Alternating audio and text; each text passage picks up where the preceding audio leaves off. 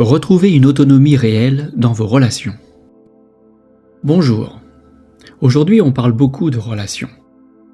On parle d'attachement, de dépendance affective, de lien, de séparation. Mais on parle très peu de ce qui empêche réellement une autonomie stable dans les relations. Ce n'est pas toujours le conflit. Ce n'est pas toujours une relation difficile ou toxique. Très souvent, ce sont des relations qui paraissent normales, bienveillantes, nécessaires. Dans cette vidéo, je vous propose de regarder pourquoi certaines relations limitent l'autonomie sans jamais sembler problématiques, et ce qui permet concrètement de retrouver une autonomie réelle dans les relations. Quand on parle d'autonomie relationnelle, il y a souvent un malentendu. L'autonomie n'est pas l'indépendance, ce n'est pas être seul, ce n'est pas se couper des autres.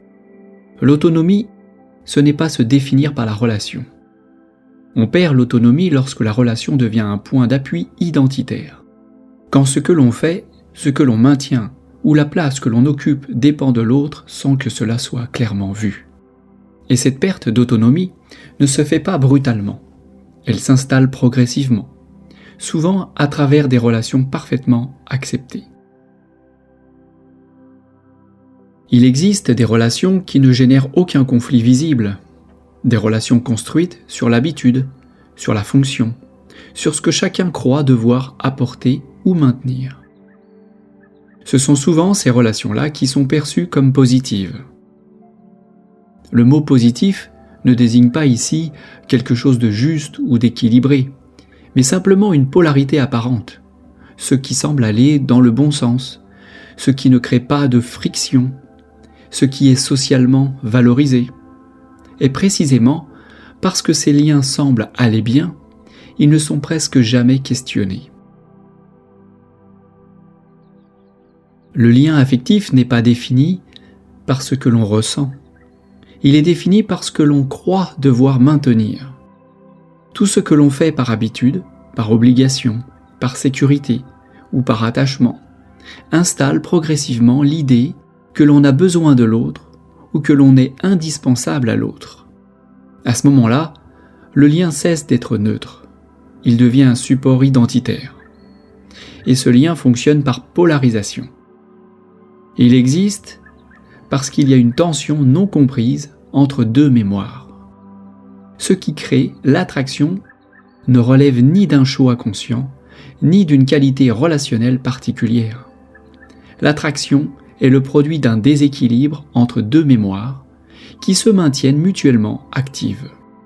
Tant que ce mécanisme n'est pas clairement vu, le lien continue d'agir, même lorsque l'on a déjà beaucoup compris.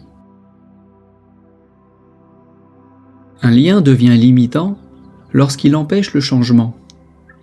Tant que l'ego se définit par la place qu'il occupe dans la relation, par ce qu'il apporte ou par ce qu'il maintient, la polarité reste active. Même sans conflit, même sans souffrance apparente, la relation continue d'agir en arrière-plan et la vie semble stagner, non parce que quelque chose va mal, mais parce que quelque chose est maintenu. Retrouver une autonomie réelle ne demande pas de rompre des relations. Cela ne demande pas de corriger des comportements. Cela ne demande pas de décision radicale. Lorsque le mécanisme devient lisible, la polarisation commence à se retirer. Ce qui était maintenu par inconscience ne peut plus continuer à l'être une fois vu clairement. L'implication se dessert. Les rôles s'allègent et la relation change de structure ou se réorganise sans effort volontaire.